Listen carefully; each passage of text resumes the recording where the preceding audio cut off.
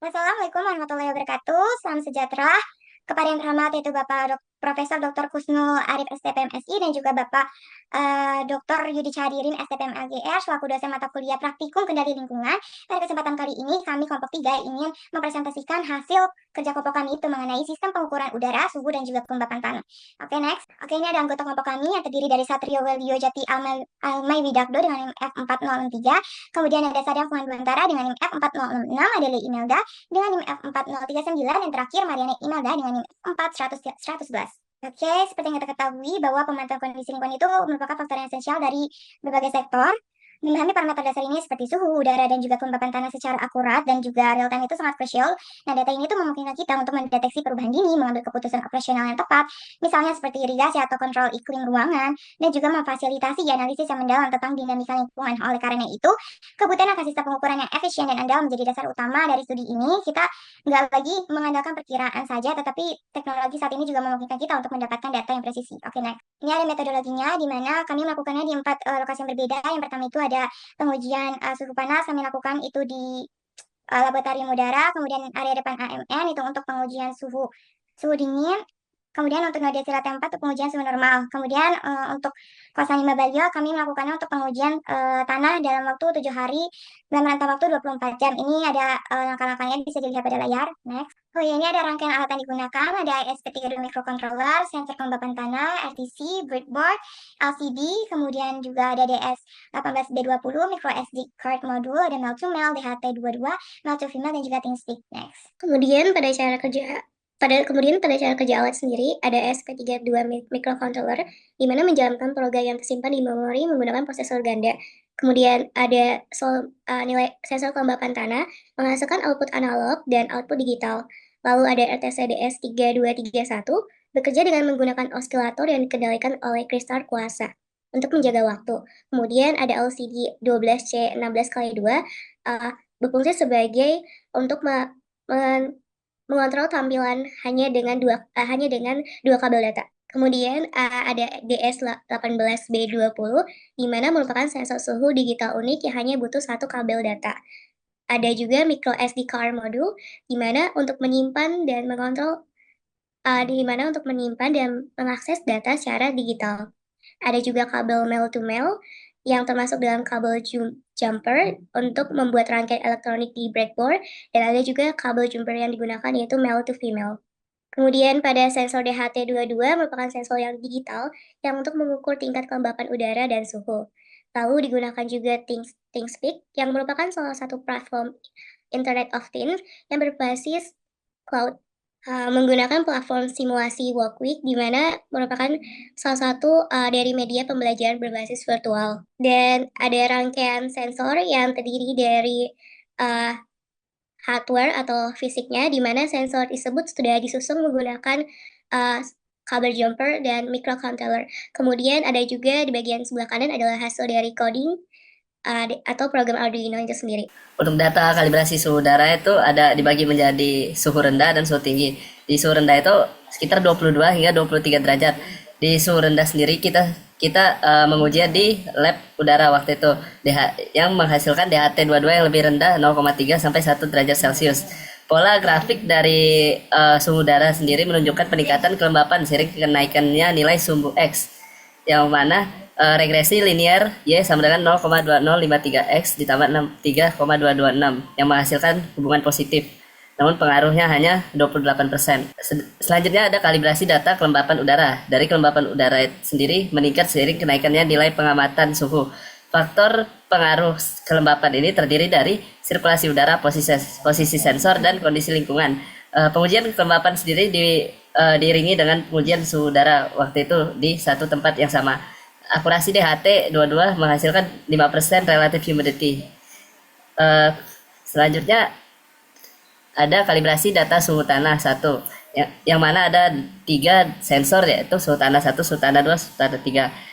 Di suhu tanah 1, perbedaan suhu antara sensor DS18B20 dan alat standar hanya 0,3 derajat Celcius dan sampai 1,5 derajat Celcius. Pada grafik suhu tanah diperoleh persamaan regresi Y sama dengan 1,1803X dikurang 5,4406 dengan nilai R kuadrat 0,9975 yang menandakan hubungan linier yang sangat kuat antara hasil sensor dan alat ukur sendiri. Kalibrasi data suhu tanah 2 itu di satu lokasi yang sama yang menghasilkan tingkat kesesuaian yang hampir sempurna antara kedua alat dikarenakan linearitas antara alat dan sensor yang tinggi. Pada kalibrasi data suhu tanah ketiga, grafik suhu tanah ketiga menghasilkan korelasi positif yang sangat kuat karena kan R kuadrat mendekati 1 pada ketiga grafik menandakan sensor memiliki akurasi tinggi dan hasilnya linear terhadap alat ukur standar. Selanjutnya ada kalibrasi data kelembapan tanah. Pada hasil pengukuran kelembapan tanah, nilai sensor meningkat saat tanah kering dan menurun saat tanah lembab. Pada data dengan kelembapan 30%, nilai sensor bernilai 2740, sementara kelembapan 50%, nilai sensor menghasilkan 288. Maka disimpulkan bahwa semakin tinggi nilai sensor, maka semakin rendah kadar air tanah. Persamaan regresi menunjukkan hubungan negatif yang kuat. 0,88181 yang mana variasi kelembapan digambarkan melalui perubahan nilai sensor. Oke, setelah melakukan kalibrasi, kemudian kita akan menguji alat tersebut di sebuah tanah yang memiliki tanaman. Berikut adalah data hasil dari pengujian untuk hari pertama sebagai berikut. Next. Oke, untuk data hari kedua sebagai berikut, terlihat bahwa suhu tanah berkisar 24 sampai 34 derajat Celcius. Dicaknya pada jam 11 sampai jam 13.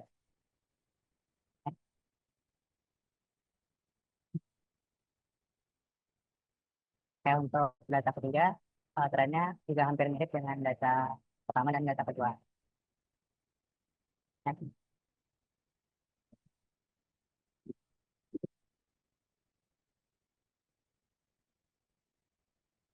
Yang data keempat, suhu udara berkisar antara 24 sampai 24,57 sampai 22,19. Di sini juga semua dari data memiliki tren yang sama.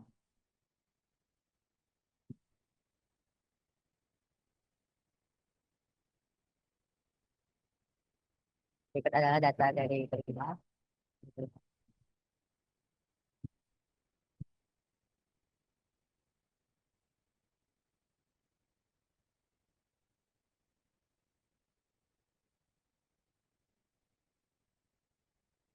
Berikut adalah hasil dari hari ke-6. Next.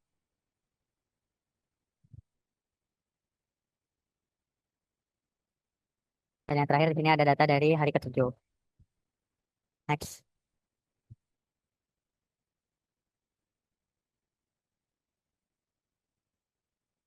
Oke, untuk suhu udara di sini ada grafik pengujian yang dimana suhu udara selama 7 hari berada pada kisaran 24 sampai 32 derajat Celcius. Kemudian untuk polanya ini menunjukkan kestabilan kondisi udara antara perharinya tanpa perubahan suhu yang ekstrim. Kemudian juga ada grafik pengujian kelembapan udara. Kelembapan udara berkisar 75% sampai 85% selama 7 hari pengamatan. Pola ini menggambarkan bahwa saat suhu meningkat, kelembapan udara juga cenderung menurun. Ini ada grafik pengujian suhu tanah 1.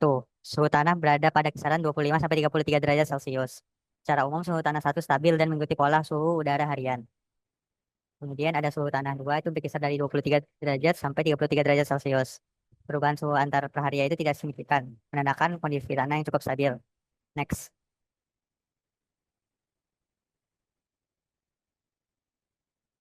Berikutnya ada pengujian untuk suhu tanah 3. Suhu tanah 3 berkisar dari 26 derajat sampai 33 derajat.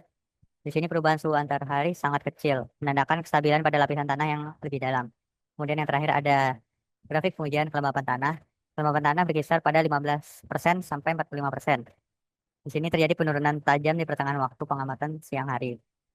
Penurunan ini disebabkan oleh kenaikan suhu pada tanah dan proses penguatan air.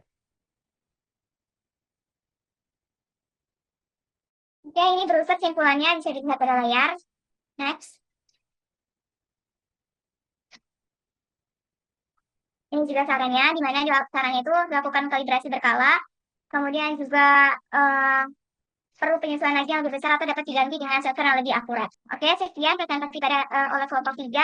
Kurang lebihnya mohon maaf. Wassalamualaikum warahmatullahi wabarakatuh.